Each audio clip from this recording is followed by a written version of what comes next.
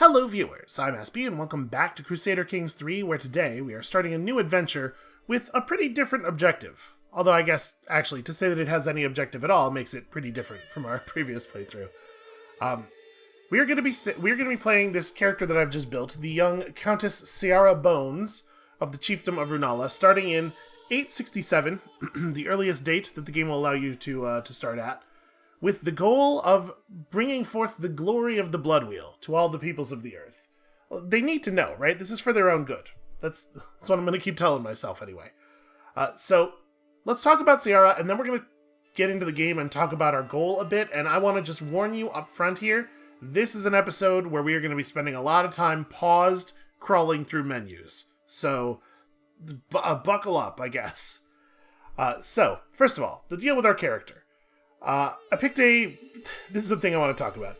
I picked a Dynasty coat of arms that I think is pretty appropriate to our goal, but honestly, I would much prefer that the wheel itself be red and the background be a different color, but that's just not a thing I can do easily. There is no edit menu for the coat of arms. The only way you can change it is to press this button that just rolls completely randomly a symbol and a field color and a detail color. I cannot understand why they implemented it this way. If you go to the Paradox forums and ask them how to just edit it rather than randomizing it, they respond with instructions on how to crack your save file open in 7-zip and then text edit a file. And it's just like, this is a solved problem, right? Select a symbol and two colors. There are a lot of things about the way stuff is implemented in this game that I just find baffling, and this is maybe the most of that thing so far.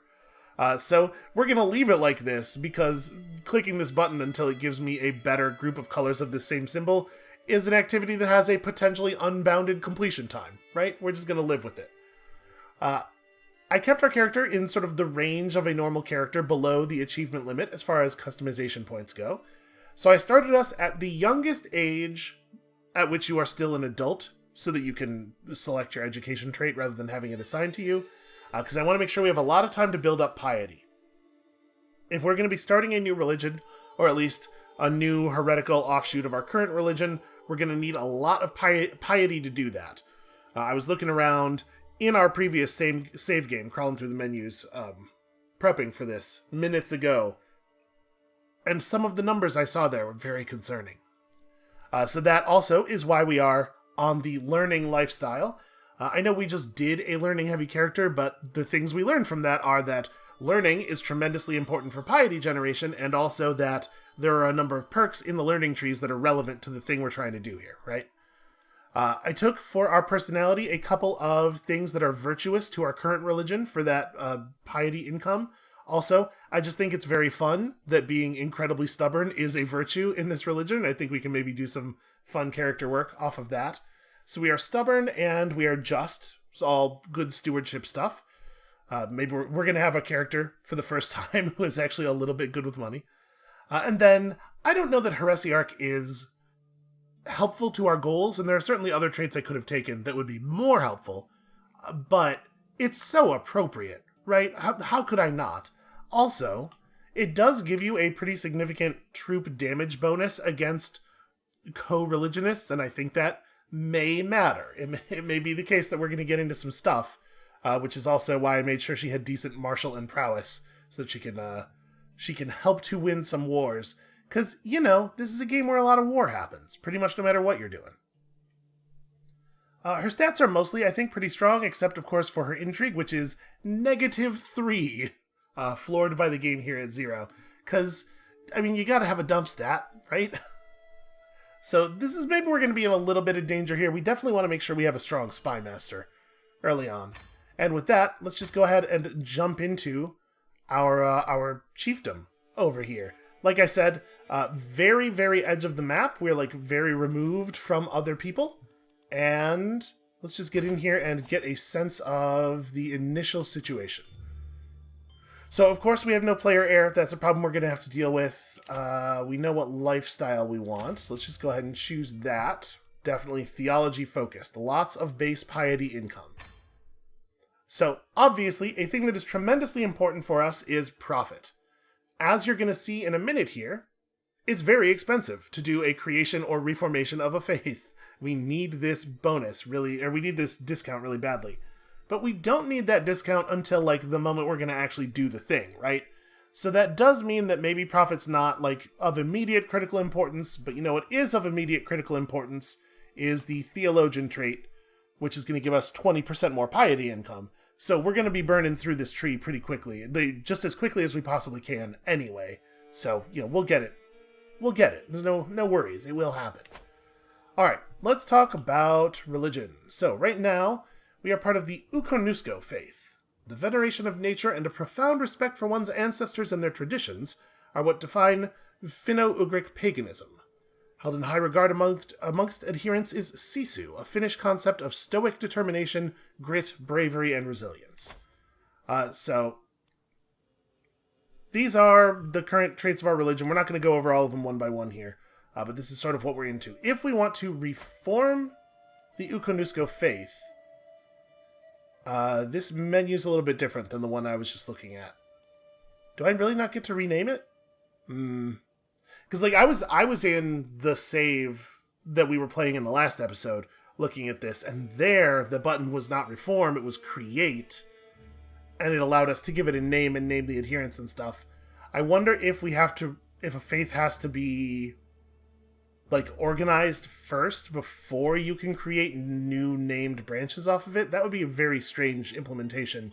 But then again, you know, that's kind of this game's whole deal, right? Everything being implemented in ways that kind of don't make sense. So I guess, okay, maybe we'll reform this faith and then we'll see what happens. If I have to form a second faith with a second character just to get the name we want, I will absolutely do it. That will happen. All right, so when we reform our faith, it costs a base cost of 2,000 faith, or 2,000 piety. But, of course, it is going to also cost us more for each thing that we change. And there are some things that I definitely want to change. Like this thing, which is just unnecessarily reducing the pool of people that we can use for jobs. That seems very stupid to me.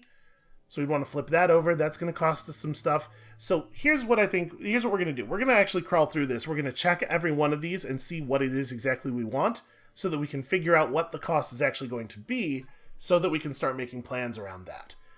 So let's go doctrines, then tenets, because I think, yeah, there's like a lot of tenets, and I think we'll have a better sense of what we're looking for once we look through the doctrines, which are a little bit simpler.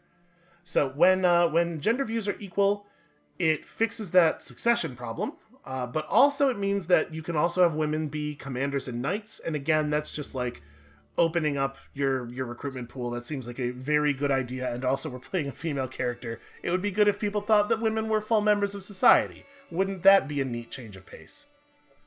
Religious attitude righteous. Can revoke landed titles from evil infidels without incurring tyranny. You know, the way this game talks about subjects, I think you could very much be forgiven for believing that it comes from a real awful place, viewpoint-wise. So this is just, there are some faiths that your faith considers evil, right? So what are the other options here? If we're pluralist, it reduces the opinion penalty for adherents of other faiths. It makes us less good at converting. Counties of other faiths are less likely to join factions. That's interesting. Oh, right, because we didn't really run into this, but one of the factionalization reasons can be, you're the wrong religion, we want you to be our religion. If you have like a bunch of vassals that are a different religion than you. Reduce danger from heresies when at low fever. I wonder what that actually means. Reduced danger is green, so yeah, not mouse overable. I wonder if that means that you're less likely to get heresies, or if heresies pose less of a problem in some way. It's very vague. And winning a holy war will vassalize infidel rulers in the target area instead of seizing their land. I don't necessarily intend to engage in a bunch of holy wars, I don't think, so that probably doesn't matter too much for us. And then fundamentalist is just exactly the other direction. Yeah. Can revoke landed titles from hostile and evil infidels without incurring tyranny. Okay, so I'm not necessarily of the opinion that this needs to change at all. If we were to change it, we would probably bring it toward pluralist, but yeah, I don't know that needs to change. Alright, the Clerical Tradition. With the theocratic tradition, temple holdings are leased out to their holder's realm priest, who then serves them as a theocratic vassal, which is, we're very familiar with this system at this point. With lay clergy, secular rulers directly control their own temple holdings and get all associated benefits. I mean, that seems like it's better for us. That makes things more manageable. So yeah, we'd probably want lay clergy. Right now, we do not have a head of faith, which means fervor cannot go below 25%. If we had a spiritual head of faith, it's given to a prominent clergy member. Head of faith can grant claims on landed titles to pious adherents. The head of faith can grant gold to pious adherents. So, obviously we're familiar with the mechanics of how this game uses a pope. A temporal head of faith position is given to the founder of the faith and passed on to their primary heir when they die. That's interesting. If the faith has great holy wars, the head of faith is allowed to direct the war and choose who the target will be. I kind of think this is going to make more sense for us. This gives us a great deal of control over the religion. I think this is both mechanically useful and also sort of in character for how I imagine Bloodwheelianism. So yeah, that's a big cost increase, unfortunately. Marriage types. So with a consorts and concubines deal, characters only get one spouse, but rulers are allowed to have up to 3 concubines if allowed by gender law. What's the deal with our gender stuff here? Does this interact with that at all? I mean, it doesn't explicitly say so. Okay, whatever. Polygamous can just have up to 4 spouses. Having too few spouses will incur a piety penalty. So that seems like a real pain to keep up with. Listen, poly relationships are a lot of work, man. And of course, monogamy, rulers get a significant bonus when they marry for the first time. What is significant? This text, they forgot to include the information in this text. What significant bonus? A significant bonus of what kind? I guess I'm fine leaving this how it is. We should probably not change stuff unless we're gaining something, either from a sort of a theme perspective or a mechanical perspective, because we're already paying so much piety. So yeah, we'll just leave that. That's fine. Divorce is always allowed, or must be approved, or is not allowed. This is actually a very small cost to change, but I think always allowed is fine. Bastards can be legitimized if their house head or dynasty head approves, or they can never be legitimized, or all children are legitimate. Boy, that seems like a thing that ought to be the default stance, huh? I don't know if changing this is going to mean very much for us. I guess it creates some complicated situations. The idea of there being bastards creates some complicated situations with the marriage type that we currently have, right? There's some political intrigue that is created by this, but I don't know that I want to change it. I don't know that that's important enough to change. Okay, so we are now at, as far as consanguinity goes, we are at cousin marriage. Marriage between cousins is allowed and will not give the incest secret, and we can make that more or less strict. This prevents marriage between all extended family members. This makes aunt-nephew and uncle-niece relationships okay, and this makes all family marriage okay. I don't have strong feelings about changing this. I do think that you get into some real tricky situations, ethically, as you move down this chart. Aunt-nephew and uncle-niece is already in a place where I feel like that's gonna really complicate your conception of the idea of consent. So maybe let's not move down the chart, but I think we're fine where we are. Alright, crime doctrines. Who loves crime? I do not feel that same-sex relations should be shunned, probably. Again, this is a case where you're just you're cutting a bunch of people out of your society for no reason, and some of those people are going to have the good stats. Also, it is interesting how this is worded, right? It's just men. It's just men who get shunned or criminalized. Huh. I would like to move to accept it. I would like it if we could take advantage of the people who have the good stats. Right now we're at adultery is fine. Let's have sex with whoever you want. It's fine.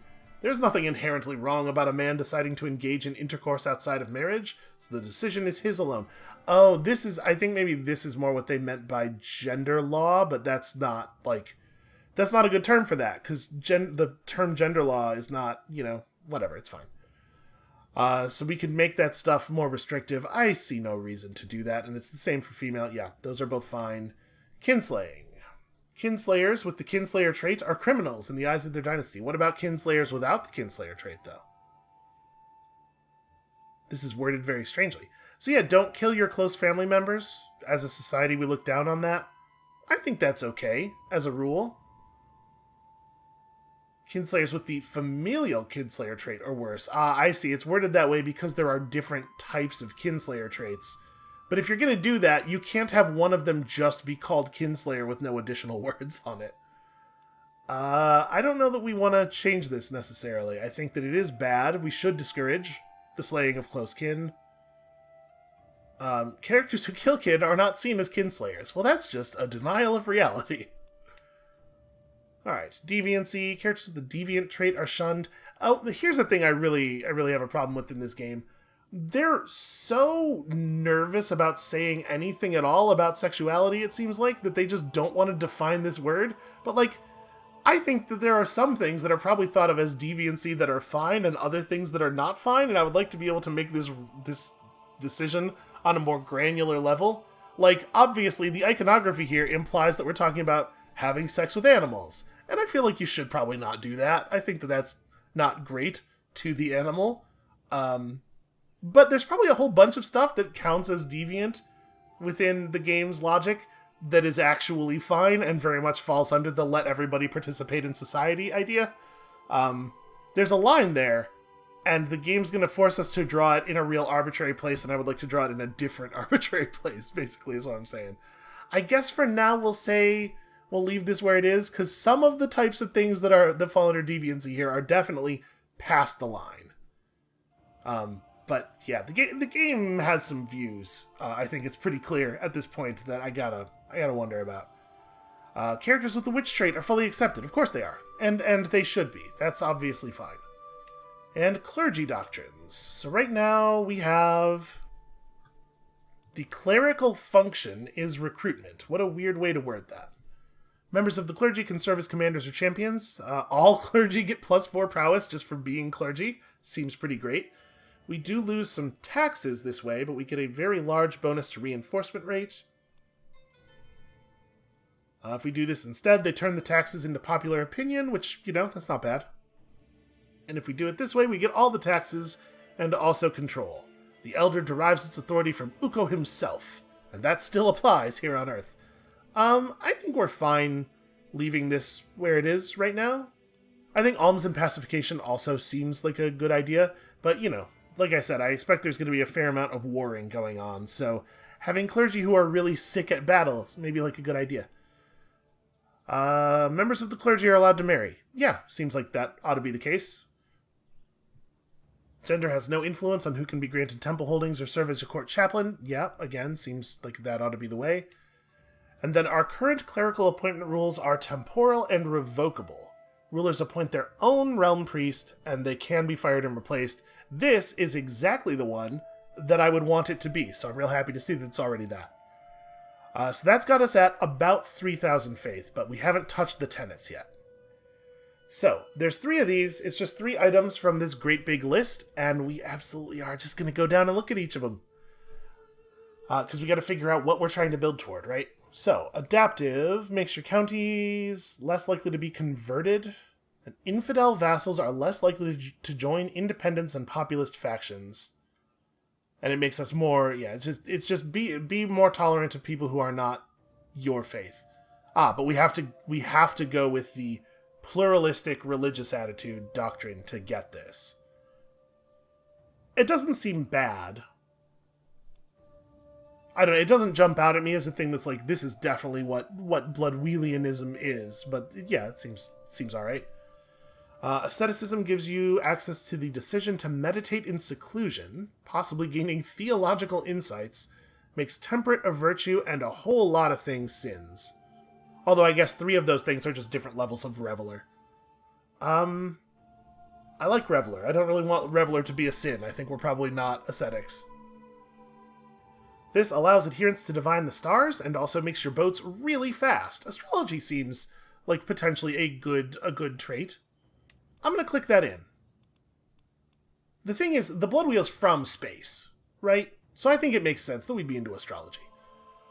Carnal exaltation makes lustful a virtue and chaste a sin, and all believers of the religion get a fertility bonus. I don't know that that is necessarily in character, but it does seem like it's probably pretty strong mechanically, right? If your religion is just reproducing at a greater rate than all other religions. Also, isn't the lustful traits like pretty good, right?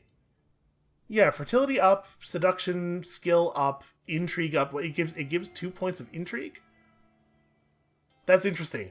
I find that when I am feeling thirsty, I am less good at making plans. I think that's a general human trait. Whatever, it's fine. So, honestly, that might be good. It's not really in theme, but it seems mechanically strong.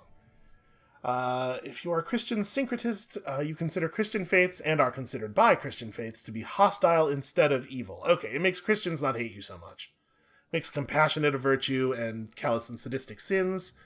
That's not really going to fit with us. Listen, I know that being hated by all Christians is going to be a serious problem. We'll get to it. Communal identity, conversion speeds. This is a thing that we actually already had on the tenets list.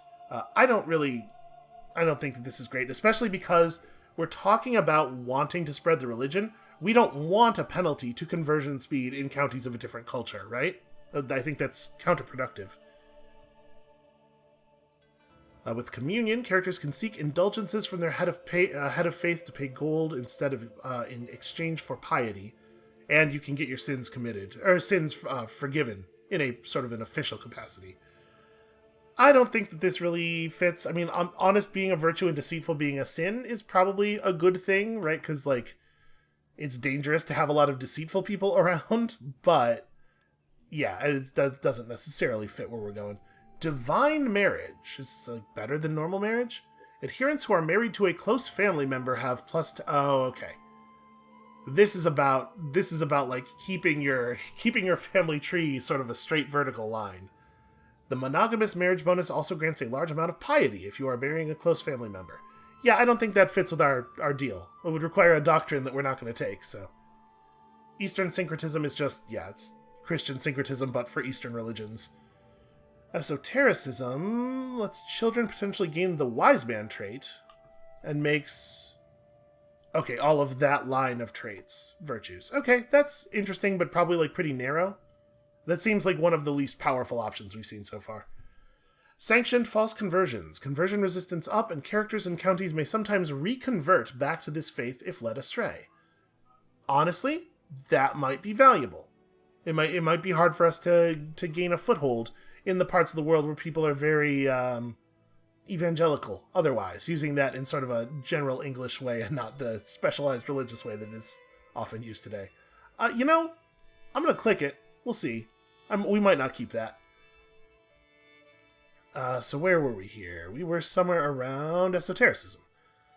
It is weird that these are mostly in alphabetical order, except sanctioned false conversions was over here. So Gnosticism is, this syncretism, but for Gnostic faiths. Gruesome festivals. Executions earn piety instead of costing piety. We never really had anybody executed. We didn't really truck with this at all. Able to hold grand sacrifices around once a decade for same faith subject and popular opinion. I don't think that... Listen, the Blood Wheel is definitely blood powered. There's no two ways about that. But it's not like a give me your blood kind of god. It's like the Blood Wheel sources its own blood. It's not needy in that particular way. If you are hedonistic, hosting a feast earns piety and this makes gluttonous a virtue, and a double strength virtue, actually. Right, that's a 2 piety gain. Yeah, that's interesting. Or is it like that because gluttonous is already a virtue for us? No, our current virtues are... Yeah, it's just a double strength virtue. Well, I mean, that's interesting, and I do like feasts. And also, all Ukanuskos always get a stress loss bonus. That is maybe interesting as well. Human Sacrifice is also pro-execution, grants the Raid for Captives Casus Belli. That's grim. That's grim stuff. Alright, a couple more levels of Syncretism. Legalism. This reduces your law costs for each virtue a ruler has. Vassals and counties are less likely to join factions against a virtuous ruler. Okay, that's interesting. That could be useful. Makes just a virtue an arbitrary a sin. Electors under elective succession types are more likely to vote for the choice of their liege if their liege is just. I don't know. I have a hard time evaluating how strong that is mechanically. It's got a very high cost relative to some of the other ones we've seen, but I don't know if that is because it is viewed by the developers as powerful, or if it's just because it's quite different from the other things we have. Like in all of these cases, right? In all the doctrine cases, the cost is based on how much you are moving away from the currently held beliefs. So that may be what's going on here too. Mendicant preachers are better at converting counties. Characters of this faith gain an additional bonus when they do pilgrimages. Makes temperate a virtue. So, county conversion speed. Here's the thing I don't really understand. I don't know how religion spreads. This is a system we haven't really paid a lot of attention to. Obviously, you can convert counties that belong to you with an action from your archbishop, or I assume our guy has a different name. He's a Noaidi. But what I don't know is, like, does religion naturally spread outside of your borders, especially like if your religion's fervor is high or whatever? And if so, does this mendicant preacher's bonus apply to that effect, or is it only the convert county action on your religious vassal or your religious counselor? And sadly, it has no blue text, so we can't mouse over it. Although even if we could mouse over it, my guess is the tooltip would not be helpful. Monasticism, courtiers can take the vows and become a monk. This character has dedicated their life to the service of a higher power. They can't inherit titles or marry. So yeah, you can make someone become a monk to sort of get rid of them in a political sense, which could be valuable, I suppose. Makes temperate a virtue and gluttonous a sin. A lot of these are pretty anti-gluttony. Natural primitivism. Adherents do not wear clothes. Law costs go up. Stress gain is reduced, stress loss is increased, tyranny gain is doubled. Incompatible with all doctrines that consider any specific action to be criminal. So that's probably not going to fit real well for us. Pacifism. Cannot declare holy wars or raid. Rulers at peace for at least 2 years will have their piety changed by one point each month. Makes calm a virtue and wrathful a sin, and increases your domain limit. I don't want to pigeonhole us in this way. I would love to spread my religion pacifistically, without murder, but I don't know that we can guarantee that that's going to be viable. Ecclesiarchy plus monthly fervor for each holy site held. We're going to talk about holy sites in a second here. And characters of this faith get additional bonuses when they do pilgrimages. So how important is fervor, really? We were sort of ignoring the changing fervor of our religion in the last game. Low fervor makes it easier for rulers to create new faiths, and you can see when we look at the cost again in a second, you'll see there is a fervor modifier on it. And increases the likelihood of counties and characters converting to other faiths, including heresies. Smaller faiths tend to have higher fervor. Waging great holy wars and successful holy wars will decrease your fervor. Being the target will increase your fervor. Outbreaks of heresy will increase fervor significantly, so it's not really... It doesn't seem like it's all that critical that it be high. I don't know, I guess we're going to have a hard time spreading it if it's not high, right? Because it's going to keep changing to other stuff at the edges. I don't know, maybe that's important. With polyamory, adherents do not receive opinion penalties or imprisonment reasons on their spouse or their spouse's lovers for having extramarital relationships.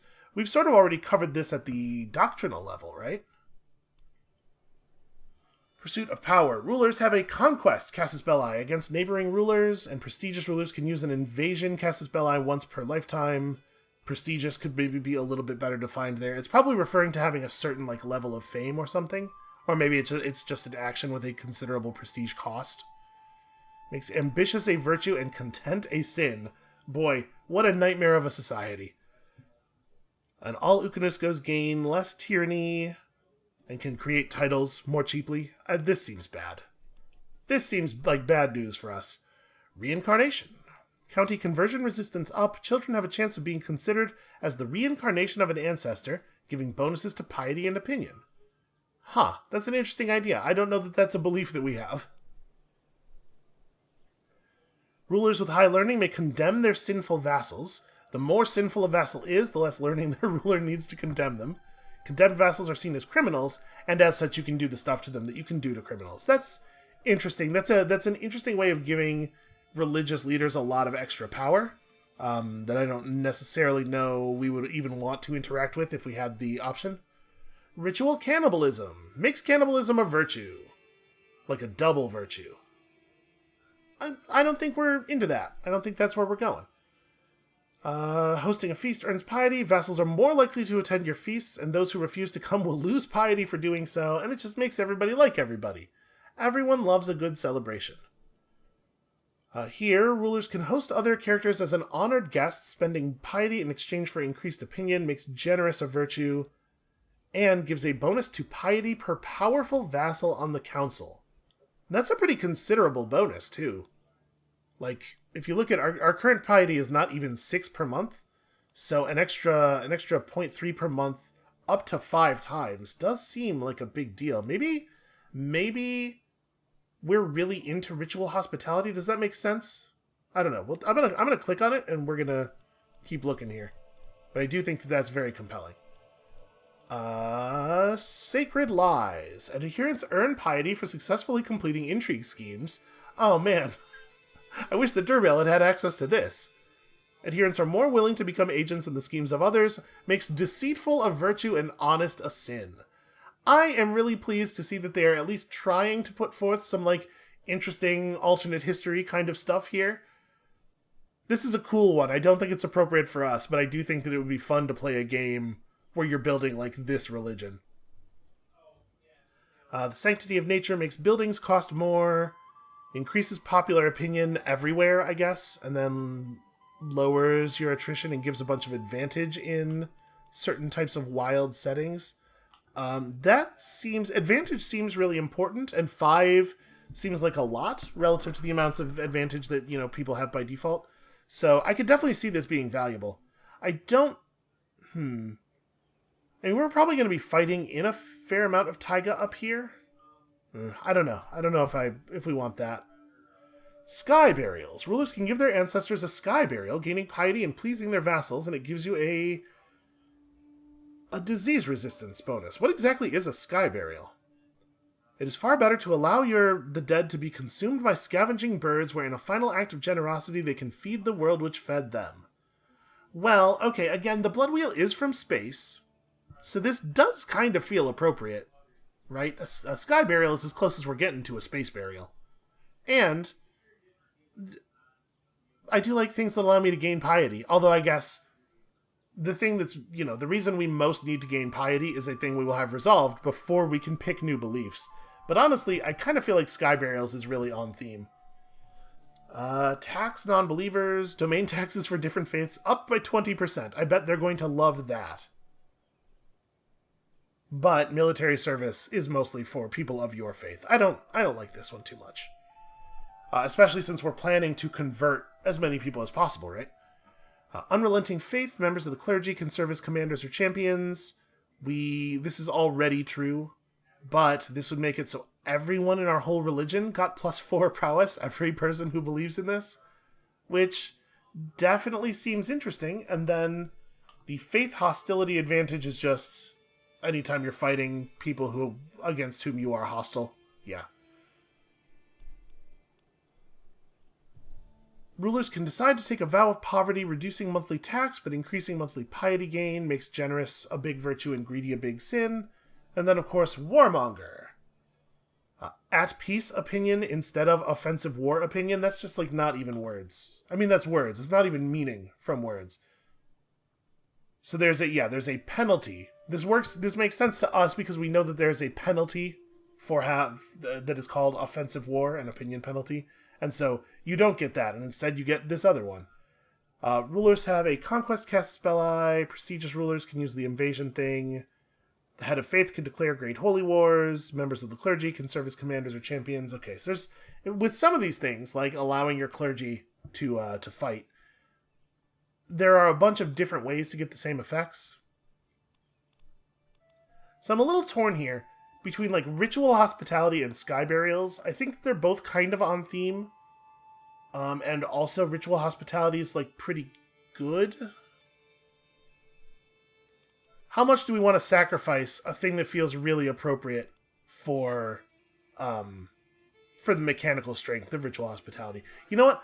I'm going to jettison this for sky burials. I think that's where we're ending up. This all feels maybe not the most objectively powerful, but this feels like the thing I want to build. So we're looking at 3,550 faith there, or piety, rather. Now, that is affected by our religion's current favor. Right now it's at 50, so we're getting a 50% discount. As fervor goes up, the discount goes down, right? The discount is the complement. And then, before we do this, we will have another 50% bonus, or 50% reduction, which I assume applies multiplicatively, right? Not additively, not to make this free. So we're going to probably need in the neighborhood of at least 2,000-ish piety, is my guess. So that's a thing we got to work on. It's going to take a long time to accumulate 2,000 piety at 5.7 per turn. Now there is another, I guess I didn't want to close that. There's another important thing we got to talk about here, which is holy sites. I didn't even know that this was really a concept in our previous game. But like I said, crawling around the menus. So you can see here on the map the markers for where, wow, one of them is way out there. The markers for where our religion's holy sites are. For each holy site held by a person who believes in our faith, all members of our faith get a bonus. So one of these is a piety bonus per powerful vassal on the council. That's nice, although the bonus is a little on the small side. I mean, if you have a lot of powerful vassals running, though, it's... And we're sort of already motivated to do that, right? All Ukanuskos get stewardship up and close family opinion up. Also, maximum battle roll in Taiga and archer toughness up. And those three are currently held by people of our religion. Then there is Perm, which is... Okay, this one way, way out to the east. If someone of our religion held that, we would all get +1 prowess and supply duration, like a reduced rate of consuming supplies. And this one, which is down here, if somebody of our religion held it, we would all get +1 martial skill per level of devotion and 20% knight effectiveness. So those seem okay. Honestly, I think we probably have the most important ones already. This does seem good, though. I do not have a good sense for how valuable a point of prowess is. Each point of prowess gives a knight 100 damage and 10 toughness, but, like, you know, we don't know enough about the battle system on a granular enough level to have a sense of how important that is. A soldier's damage determined how many casualties they inflict upon an enemy during a battle. A random levy soldier has 10 damage. So your knights have 100 times their prowess, which is really going to make them way more effective than levy soldiers. And a soldier's toughness determines how much damage they can take in battle before they become a casualty. Basic soldier has 10 toughness, but your knights have 10 times their prowess. Increasing prowess will increase a character's muscle mass. I think that's just referring to the cosmetic, like they will look more buff. But it's weird that it's even in the tooltip, if that's the case. Alright. So yeah, I mean, this is like... This holy site over here is a very distant concern. I wonder if founding a new religion, like a new heresy or something, allows you to pick new holy sites, or if you always just inherit the ones that already exist. Like, that would make it much less than creating a new religion, right? mechanically it is not similar to making a new one of these things. But I could totally see that being the case. Alright, so for right now, that's our goal. We are trying to accumulate 2,000-ish faith. So wait, which ones are which? Because one of these is actually quite close to us. Okay, I don't know if... Does it help us to own a holy site? Holy sites held by a character of the correct faith provide a bonus to everyone and can also allow the creation of special buildings or holy orders. Okay, so the answer is maybe. It can allow a particular bonus. That is here. We are over here. So that's a thing we could maybe work toward, actually controlling holy sites. And with that, I think we're done talking about our religion plan for the moment. So now let's actually start working out our whole deal here. You know what? Actually, I also want to look at our Dynasty Legacies. Does the learning one have stuff that is related to... Okay, there's a piety bonus here. Development growth obviously seems very important. More piety from pilgrimages. Okay, so yeah, it might be a good idea for us to pursue the erudition line. Although, if we're actually planning to play this line out, which we are, there's a lot to be said for like taking the kin and blood bonuses early on too, right? Yeah, I don't know exactly what we'll do. Apparently the first trait only costs 250 now, so we'll probably get there relatively quickly. Although I guess our dynasty income, or our renown income is like very bad right now, as I am the only member of our dynasty. Alright, well, we'll fix it. So, speaking of we'll fix it, probably I ought to get married, huh? We could marry someone who has good martial skills. I'm like overjoyed about our spy master being good at intrigue, because man, I'm bad at intrigue. We gotta make sure to keep her very, very happy. So let's look at a couple of different things here. First of all, alliance power. Who could we potentially make an alliance with? Sorry, zoom to that location. And then we're gonna have to like close a bunch of stuff to have any idea where we are in the world. That is far away.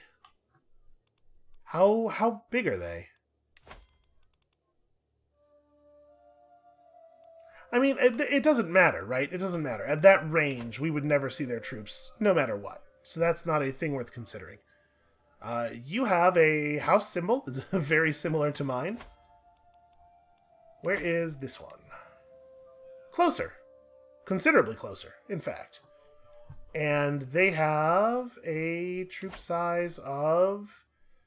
considerable. Okay, that might be a valuable thing. Of course, it's very important that any marriage we make is matrilineal here, so we might have trouble finding people who would agree on that basis.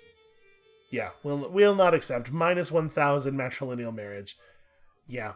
So we're gonna have to make sure that we're not trying to marry, like, we're not asking about, like, the first heir of a family or anything. If he had, I bet if he had a younger brother, the younger brother might be available to us, because that 1,000-point penalty is very much a you're going to consume my family line kind of problem. Okay, who else is around here? Okay, that's nearby. Those people have 564. I had already opened your panel, apparently. And he will accept a matrilineal marriage, even though this is his only son. Because over here we do have those male succession laws, right? Like, what is the, Yeah, weird. I wonder why he's willing to accept... Oh, no, he changed his mind. Did I click on somebody else? I thought a moment ago this... Okay. Hold on a second. It does seem like people are getting dragged off of this menu, right? Like, there definitely were people on here who are no longer on here. he would accept because it is only a 20-point penalty for a matrilineal marriage, despite the fact that that is actually your only child.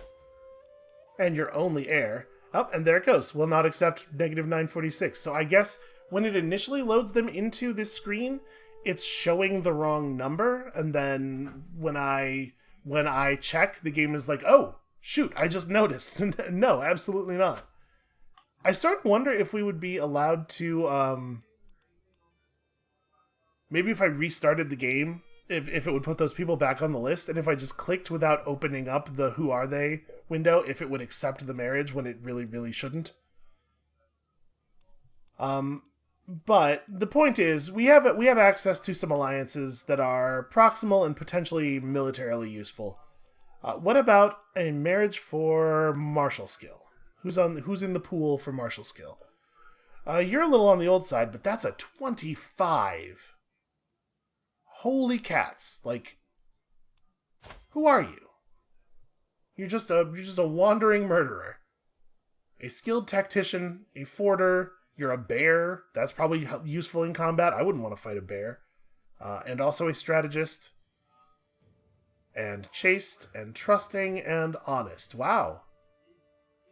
Wow, this dude seems like a legitimate wandering hero. I mean, chance of children low. That's unfortunate. He is already 35. I mean, I wouldn't think that would affect it. Oh, right, chaste. Ha, yeah, silly me. Yeah, that's a little bit of a problem. Can I recruit you to my court, though? Like, he would not accept. He doesn't like me much, and apparently there's a lot of base reluctance to overcome on top of that. That's a shame. I want this dude commanding my armies. Well, we don't have a lot in the way of, like, resources to use for convincing people of stuff like that right now, anyway. Okay, who else? Who else might we be able to entice with a marriage offer? Alright, you have a 22. That's pretty good. He would accept. Chance of children is just kind of normal. Honest and brave and compassionate. An unyielding defender. Also a big fan of bears. And an overseer. And 19 personal combat prowess. Yeah, wow. I mean, it's hard for me to know exactly how much we're going to potentially need an alliance. Obviously, getting a lot of extra troops on our side is a big deal. But we do need to also solve this marriage, we need to solve this problem in a way that's going to be good for the bloodline in the long term. And marrying a random child is not always a good idea on that front. Like, this guy has legitimate stats, and he has traits that I wouldn't mind passing down, and I think we might do that. Let's have a look at... Gosh, I wish it wouldn't reset your filters when you just clear someone from the thing. So, Pato here is fickle and wrathful and gluttonous. Oh, right, congenital stuff. We should probably be, looking for people with good, Oh, right, the sort... They very arbitrarily have separated things into sorts and filters, and we have to hit a filter on this one. Inheritable traits, sorted by whatever, I guess. Quick is a pretty good one. Can we flip that search, maybe? Okay, not a lot of good martial candidates with traits, unfortunately. You know, someone intelligent would not be bad. That is a pretty damn good trait. This is the lowest level of, physical attractiveness. What about this intelligent guy? What's his deal? Because that would be a lovely thing to be able to pass down. That's a lot of stat points. Honest, content, but arbitrary. Not really all that, not amazing in stats on any level. Is a good forest fighter. He would make an okay commander, I guess, for that reason. I think we might want to give this a lot of weight, especially here, like sort of at the beginning of our dynasty. Intelligence seems very good. I'll lose 100 prestige, which is not a big deal. But we don't get a commander out of this, and we don't get an alliance. Still, I think it's worth it. Setting up congenital traits, like very, very positive traits early is probably a good idea. He's 33. Yeah, I'm gonna do it. We're gonna try to get ourselves some positive traits going here. And yep, that's true. I do not have a player heir, so if I were to be assassinated with my -3 intrigue, it would be real bad. Hopefully our spy master is on top of that. Yeah, we're in disrupt mode. Okay, so let's talk about what other stuff do we need our counselors to be doing? It's a good idea for you to be doing religious relations because we need the piety income. I suppose there might be a reason to fabricate a claim on a county. We do have a superior military, right, to most of our neighbors. So we could start expanding in that way. That's maybe not a bad idea. All of our vassals... Oh, sorry, I don't have any vassals. I was thinking all of our counselors like each other. This does actually nothing if you don't have any vassals, right? So yeah, we'll leave you on that. Our steward is collecting taxes, but maybe we want to get to development increasing. Like, what is the development in our counties currently? Nope, not that. I'm trying to look at... Here we go. This. Currently, 0, you know. Oh, but development is ignored because the owner of the county has a tribal government. So, actually, we can't even have development, effectively. That seems like a problem. So if your government is tribal, development in owned counties is ignored, allows the raiding of foreign counties for loot. Tribal realms cannot advance past tribal era innovations, cannot construct new holdings, and are usually unable to change their succession law. However, they can make use of prestige rather than gold to build realms and hire men-at-arms, and have access to more casus belli than feudal realms do. Okay, how do I change it? Sorry, I did not middle-click before moving up there. If only somebody had told me that I could change the tooltip mode. Government forms are feudal, tribal, clan, theocracy, and republic. It does not, in fact, help me, and it says nothing here about how to change it. That's, again, the in-game encyclopedia missing almost all of the information you would care about. So, what? Yeah, I know. I haven't even unpaused the game yet. How is it popping things back up for a second time? So, how do I change from tribal authority? Compared to crown authority, tribal authority offers fewer powers and at later levels. Increasing tribal authority costs an amount of prestige depending on the level of the ruler's learning. Okay, that's good news for us. It's generally more expensive than increasing crown authority. And, again, no information on how to change from one to the other. So we could move up right now, right? Apparently we don't have the ability to imprison people currently, so that's a thing we could gain. Tribal rulers with non-tribal lieges may settle, becoming feudal or clan. Okay. So that's a way to change it, but only if you have a liege with certain traits, which is not ideal, obviously. This allows us to revoke and retract. Doesn't give us any other new powers. Okay, at absolute tribal authority, independent tribal rulers may settle, becoming feudal or clan. So that is probably a thing that's kind of a high priority for us then, right? Clans are a government form in which the amount of levies and taxes given to a liege by their vassals is determined by opinion. However, the liege's crown authority can increase the amount they must provide. So we have a lot of experience with the feudal government. Maybe it would be interesting for us to do clan? Just to see the difference. So we need to get access to the law high tribal authority. This, obviously. So the only thing gating us here is just buying the previous law. Well, it feels like we should probably do that.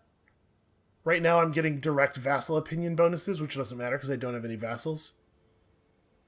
But I guess it's not valuable for us to do this until we have a reason to imprison somebody. Except to see what the cost will be. Is it really not going to change, I wonder? Because right now it's telling us that we could go all the way to the top for 603 prestige. But I wonder if that will actually be the case. If changing it once will cause a change in the cost. Well, I guess for right now, let's just hold on. I don't really know that there's much reason to change it until we're ready to go all the way to the top. So, okay, yeah, that's interesting. So we don't have to worry about development just yet. Although I guess I could still have him promoting development and just will get benefit from it after we settle. Maybe. Also, taxes. Taxes are important. We really don't have any money right now. You should probably be training our commanders rather than organizing our levies, right? At this point, with the number of troops we have, a small percentage bonus to our levy size is not like a huge deal, and we're still larger than any of our neighbors without it, so... yeah, let's maybe try to improve some skills for the long term here. And let's talk about buildings and stuff. We have land here. We probably ought to construct some things. So we have 24 wealth, which is not going to be enough to build anything. We can look forward to palisades, which will give us some levies and garrison. A war camp, which will increase our number of knights available. Right now it's very low. Some gathering halls, which will give us prestige and control and levies. Okay, so not really a lot of interesting options in the first place. Kind of a lot of garbage buildings. But I mean, you got to start somewhere, I suppose. So there is no holding here. There are no available holdings to construct here. These are just going to be big forests. Well, okay, we might have to develop a little bit before we can even start considering buildings. So there are people in my sort of court that are available to be knights. I wonder if once we unpause, they'll sign up to be champions. And listen, they're allowed to be champions. We're not going to force anybody. We're just going to hope. I was hoping to see the breakdown of his stats. So he's getting 4 points from being sadistic, and then 8 points from base. Okay. Wow, his stats are not bad overall. Although, not so much with the commanding troops. And don't let him talk to anyone. Maybe not a great trait for your religious leader to have. Okay, I can create a duchy. It's true, I do control all of this land. Creating that title would, of course, cost a whole bunch of gold, but it would also give a bunch of prestige, which is important for upgrading our government type, so it's a thing to think about once we have some money. It's true that we do have few champions, and right now we can just declare... yeah, what are my Casus Belli options at the moment? So, invade kingdom, objective, the Kingdom of Norway, which does not exist. If you enforce your demands, you seize all titles within his realm belonging to the de jure Kingdom of Norway, and all occupied counties outside of it. But you can only attempt one invasion war against a kingdom tier title per lifetime. So that's a good excuse, but one we can only use once. Here, I would just be able to take his duchy because I love conquering things. We could conquer one of the individual counties, but it feels like that's not really worth doing. So we cannot do this because our level of fame is too low, though. And we could just... this would make us in control of this anyway, and just put this guy underneath us as a vassal. Okay. Interesting options, but again, prestige, like, we just don't have enough prestige to do the things we want to do. Also, I don't know if this is the direction I would want to expand if we're going to go somewhere. But it's good to know we have these options.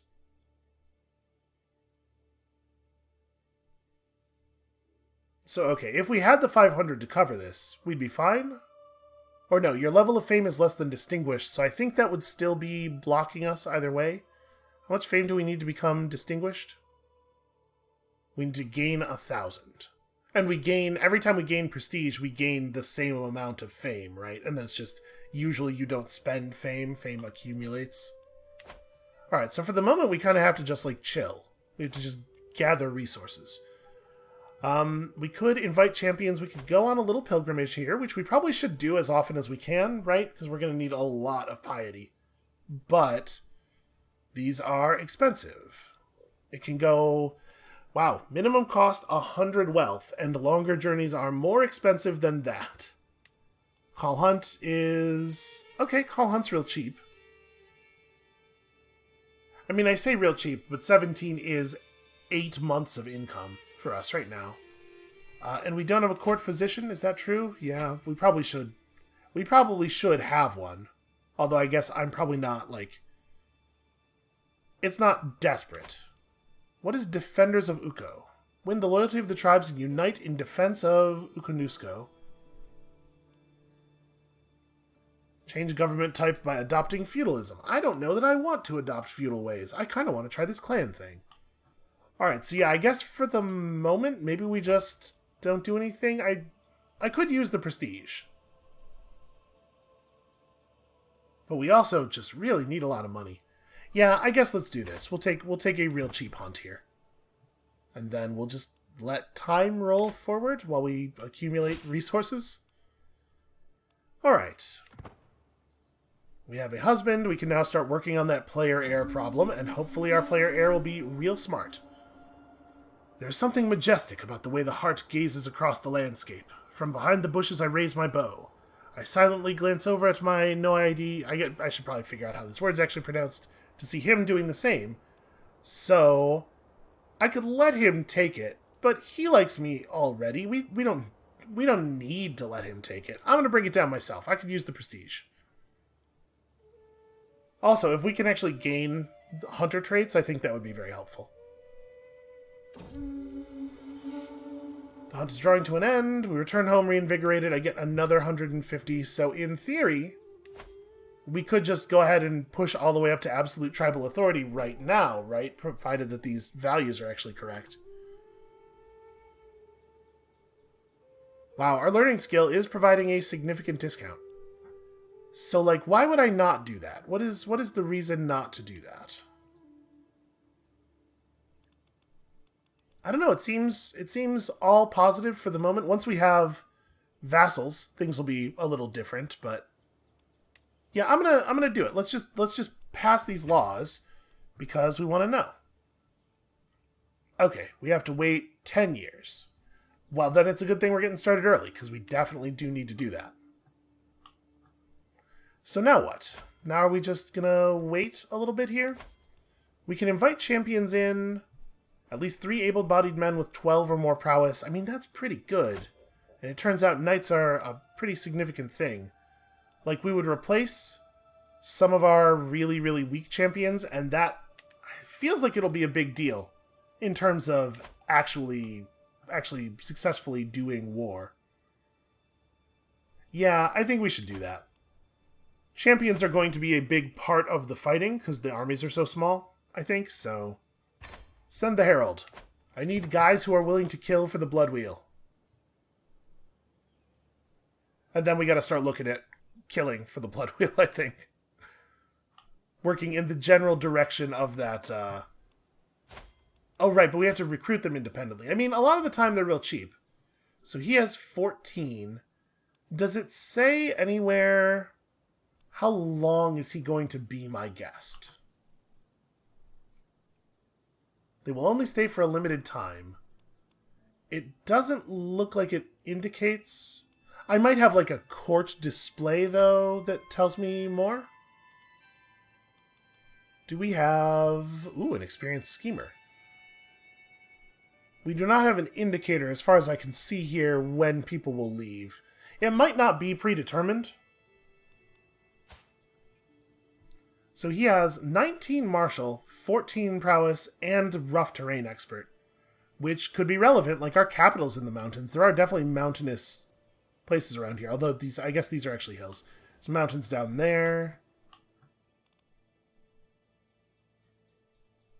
Yeah, maybe it's not going to end up mattering. There's a lot of taiga, which I expected. I think we're not going to recruit him just yet, out of curiosity. How much would he want? Oh, wow, 6. We might be able to get 2. Yeah, we're not going to recruit him just yet because I want to see who else is going to show up. We're going to have to be a little bit careful on this. And for the moment, we're sitting here gathering lifestyle experience, gathering income and prestige and piety. Very importantly, piety. Where are the rest of my champions, damn it? Maybe we should just bring him on. He's wrathful, which I guess is helpful in his chosen duty here. He is brave. Yeah, you know what? I'm actually just going to go ahead and recruit him now. And we're going to bounce our current marshal, who likes us just fine. He'll probably not be too upset about it. Because, like, look how much better at the job this guy is. Alright. Hopefully he will successfully train some commanders. So if we were going to declare war, we want to do it in the direction of the holy site, I think. Was the holy site in Sombio? Because I am curious about owning holy sites. I would like to see that happen. Yes, that's in Sombio. So we'd probably want to go through here. Yeah, it's not too different. I was thinking, like, if this army was a lot larger than this army, we could maybe route around. So the only thing we can do is declare war to conquer the county. And that costs us piety rather than prestige, which is interesting. And then he'll end up still in control of this county. I wonder if truces are a thing in this situation. Because obviously it would be very inconvenient to own this and then have to wait and then take that. Although I guess owning this county does give us a clean run through to Sombio. And we could just subjugate him if we had 500 prestige and also were level 2. We're moving toward distinguished pretty quickly. So it's going to be a while before we're illustrious. And certainly before we are exalted among men. So, yeah, maybe we just go for a war of conquering a county?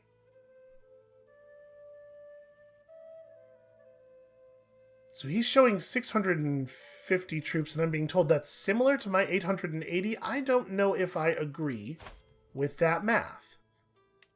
Can we tell... It's not going to be trivial for us to tell who his champions are, right? Oh, no, I guess they're clearly marked, even though they're not ours. Unfortunately, prowess is not represented here, so we have to look at each of them individually. Again, the knights are going to matter, right?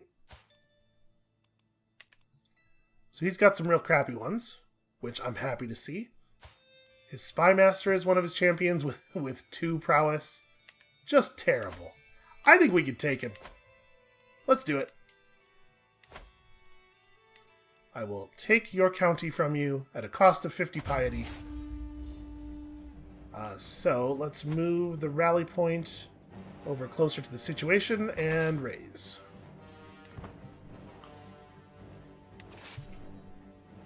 Okay, I think this should be a pretty short war. Really? Can I not just cross right over? Huh. This is a thing I'm still not sure of. Okay, so we're not in this. This is a separate barony. I didn't even see the border there. But, like, why go through this land rather than going through my land? I wonder if there's an indicator of, like, this land costing more to move through, or costing less to move through, rather. I don't know. Whatever, I think we should be able to defeat this guy quite easily, if my current understanding of the numbers is right. But when we do it, I'm going to slow things down a little bit, and we're going to dig into the battle panel a little bit more.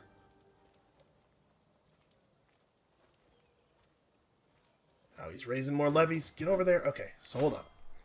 Let's have a look at this. Right now, I have 19 advantage And he has 15 advantage on account of our 19 martial skill to his... Our commander's 19 skill to his commander's 15 skill. We have no men-at-arms, but he has archers fighting in favorable terrain. He has some champions. His champions are pretty bad relative to mine. We have a massive man advantage. And the battle takes place over a set of phases. There's a maneuver phase, followed by some more stuff here, and we know we can't retreat until we get later, and sadly you cannot mouse over that stuff. So currently no side has the advantage. Our total advantage numbers are not the numbers that are displayed. Boy, that's annoying. That's not how that should work. It just doesn't tell you what... Okay, that's a real bummer. So we both have an unreformed pagan combat advantage, which is a strange thing. We both have Sanctity of Nature right now, but he has defensive terrain that perfectly offsets our military skill. So okay, now we've moved into the early battle phase. If an army is defeated in early battle, it would be completely destroyed. So what are the fours here? Current roll, okay. There's dice rolling going on. So maximum roll 15. Base 10 plus... So, okay. It's like when you roll a battle, there's a d10 thrown, and then there are traits that increase your potential top end of the roll, but they don't flat add to the roll. That is a weird implementation. So where is the holy site that's providing this bonus? Holy site Akel? Yeah, maximum battle roll in Taiga. Okay, at least it's very clear about that. But yeah, him having archers seems like it might matter. Okay, and we're periodically rolling again. It's not clear to me how often we are rolling again. But we rolled really badly and he rolled really well, and then it happened again, and then it happened again. Wow, we are getting murdered by the dice rolls here. Okay, a new champion has arrived. Oops, sorry, that's not what I meant. This. Hell yeah. You wanna join up? I would really love it if you would just get the hell out there right now. If that could happen. Okay, so we did win. We are currently pursuing as they retreat. And yeah, that was a lot of losses. That hurt a lot. So we lost 359, they lost 467. Obviously, that's a big deal because they were smaller than we were in the first place. And that's 44 war score right there. So they're running all the way over to here. Do we want to... we captured their marshal and one of their champions. So their army is even weaker now.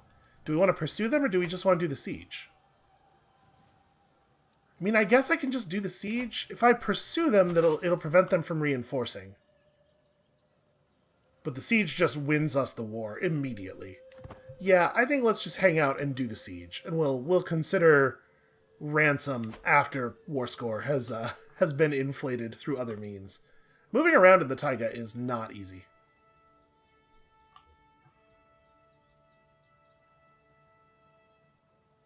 God, it does take forever for these sieges to run, though, huh?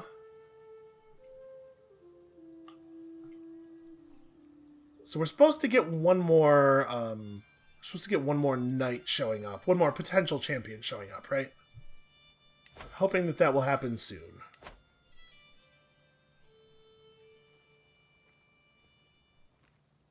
So right now the impetus is on them to come and fight us. They have to stop me from winning this siege or the war is over. They are reinforcing, just moving through friendly territory, which is not totally ideal.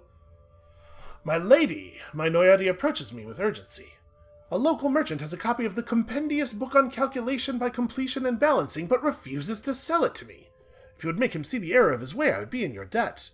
I would love to make sure the book gets to you, but that's an expensive book, dude. I cannot afford to buy this book. This sounds like a you problem, my friend. He is only slightly positive on me at the moment. Yeah, wow, that's a lot of money relative to the wealth of our entire kingdom. So, we're not doing that well, I think, is part of what we just learned. For a book to be so much greater than the cost of a book to be so much greater than our entire treasury. Okay, so right now we're at a +6 because we took prisoner their other dude. And if we hadn't increased our crown authority, we wouldn't have been able to do that, right? What would have happened to those guys instead? I assume they would have just remained free and as such functional with this army.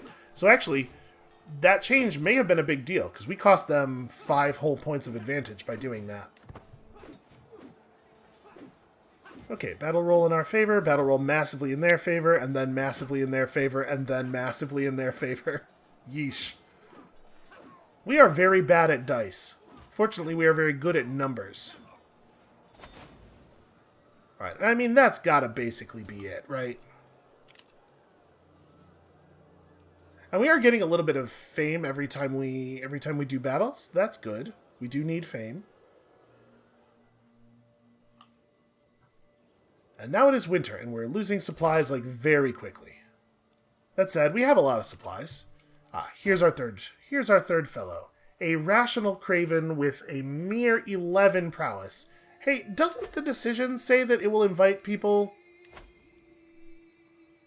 At least 3 able-bodied men with 12 or more prowess. We were lied to. I mean, still, 11 prowess is good. Yeah, I mean, how expensive? I'm gonna do it. Welcome aboard.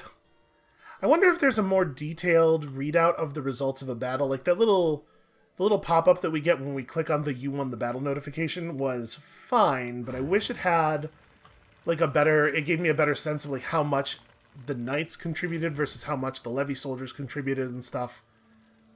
I would like to check my assumptions that knights are going to be really relevant with these small army sizes, you know? Oh boy, they are putting together an awful lot of men as they march over here, although are they going to make it in time even? They might not. The war might be over by the time they get to us. Okay. Indeed. So, let's talk about this stuff. We do have enough war score without our prisoners, so we could take a moment here and ransom off these prisoners, and I probably should, because we are desperate for cash. Never mind, he would never pay ransom for these people. Isn't one of these guys his marshal? That's... So I would lose dread from releasing them. I could recruit him. He's got 17 learning. What about this guy? Okay, this is the marshal. Can I recruit him? I would rather he be in my court. He wants freedom. He is reluctant to be recruited. He'll have a kind of negative opinion of me, but honestly, even minus 15 is not so bad. Yeah, you are press ganged into my court. You're just some guy. I mean, you got a lot of learning. You know what? You're also part of my court. That's how this is going. So, we can just go ahead and end the war now then, because we're not waiting for like a ransom or anything. So I gain 75 fame. I have no allies. Oh, hostages taken will be released. Sorry, so we should probably wait for that to happen. I don't actually want to fight a battle here. Okay. No choice. There we go. Now we hit this, and it costs us nothing. Alright, a little bit of fame, a little bit of land. And you guys can actually just disband. Hey, that went alright. Yeah, of course there's low county control. That makes sense. We should probably do something about it. You cannot do that because there are no valid targets for this task. Are you sure? There we go. I just needed to let time roll forward for a second. Okay, so again, we can declare war, but obviously we should probably want to wait until our levies have recovered a little bit. So yeah, the holy site is over here. I would like to control all of this stuff. I think that would be neat. So I'm assuming we just have the same... Yeah, we have the same options available against this guy, and unfortunately, taking this county from him does not get us the holy site. So, boy, it sure would be nice to be able to do one of these other things. we're halfway to distinguished.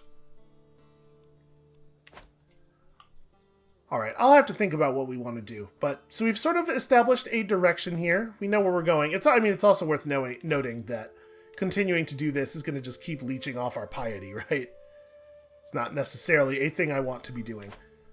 Yeah, I don't know. I don't know if I don't know if it's smarter to figure out another way to get the prestige and then do the bigger war declaration.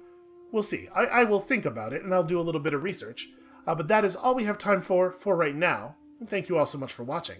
I hope that this will turn out to be an interesting series for those of you who do not yet know the mechanics and get to learn alongside me. And also, not a terribly frustrating series for those of you who do not. So, when you come back next time, tomorrow, we'll be picking up right here, just desperately trying to do anything that might positively affect our piety income. And we'll see you then.